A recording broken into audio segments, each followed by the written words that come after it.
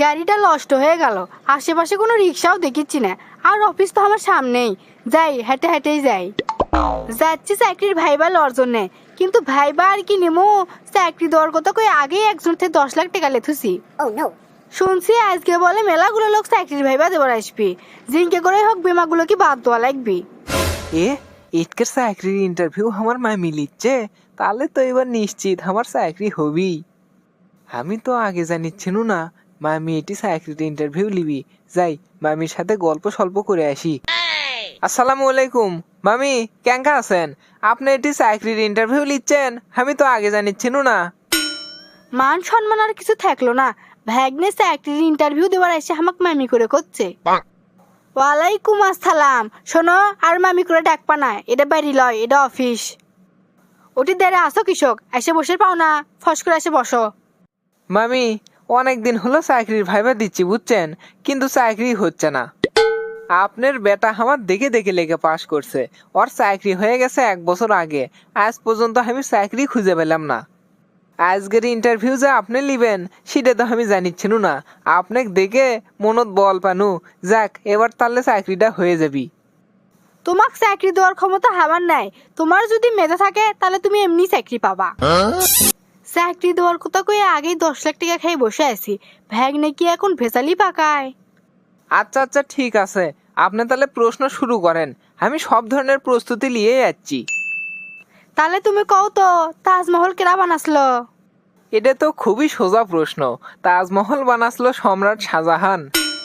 কিসের সম্রাট শাহজাহান? কোন সম্রাট শাহজাহান? তোমার তো দেখেছি বুদ্ধি শুদ্ধি কিছুই নাই, তাজমহল তৈরি করছে রাজমিস্ত্রিরা।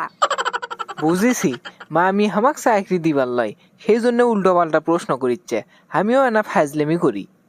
উনকে বুদুর বুদুর করেছ কৃষক, দুই একটা প্রশ্নের উত্তর ভুল হতেই পারে, তুমি যে ভালো ছাত্র সেটা তো আমি জানি। দেখি এবার তাহলে কও, রঙিন টিভি আর সাদা কালো টিভির মধ্যে পার্থক্য কি? হে হে হে, রঙিন টিভির যদি একটা গাজর দেখান হয় তাহলে সেটা গাজরই, আর যদি সাদা কালো টিভিতে একটা গাজর দেখান হয় সেটা দেখতে মূলোর মতো লাগে।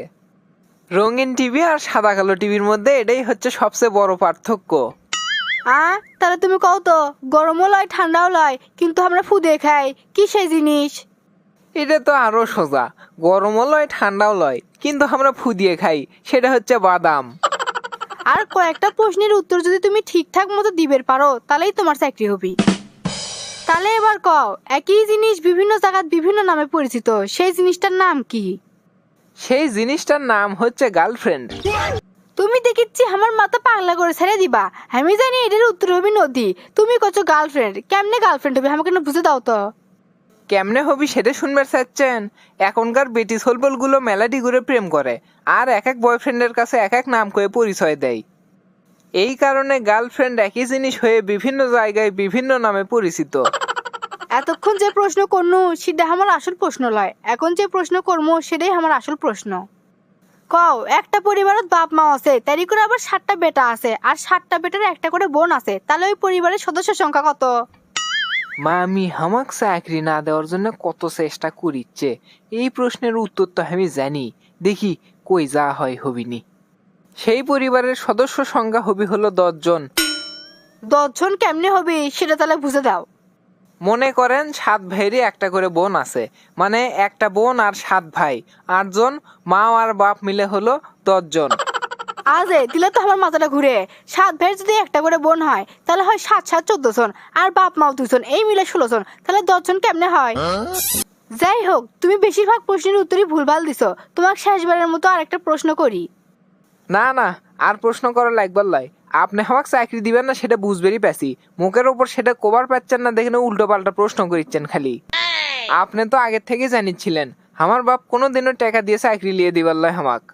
শোনেন মামি, চাকরির ভাইভাত মানুষের মেধা যাচাই করার জন্য কোনোদিন এগুলো না আজগুবি প্রশ্ন করে না। আর মামি, আপনি হয়তো আমার প্রতিদানের কথা ভুলে গেছেন, আপনার বেটা কিন্তু আমার দেখে দেখে লেখেই পাশ করছিল। আপনার বেটা তো পড়ালেখা কিছুই পাচ্ছিল না, প্রাইভেট পর্যন্ত আমি পড়াছি, বিনিময়ে কোনোদিন কিছুই চাইনি। এ সেংরা চুপ করো তো, চাকরি মনে ছিলে কোলা, তোমার ইন্টারভিউ শেষ, তুমি এখন আসতে পারো। কসুর মুসুর কি এমনি করেছি, 56টা ক্যান্ডিডেট বাদ দিছি, টেকাছে আগে 10 লাখ খেয়ে থুছি।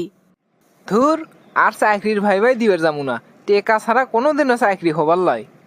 যতদিন হলো চাকরি খুঁজিচ্ছি, এতদিনে যদি অন্য কোনো কাম কাজ অথবা ব্যবসা করনুহিনি, তাও অনেক ভালো কিছু করবে পানুহিনি। পড়াশোনা করে এতদিন লোক লজ্জার ভয়ে কোনো কাম কাজ করিনি। আজ থেকে দরকার হলে চা বেচা খামু, তাও আর চাকরির ভাইবা দিবে যাম না।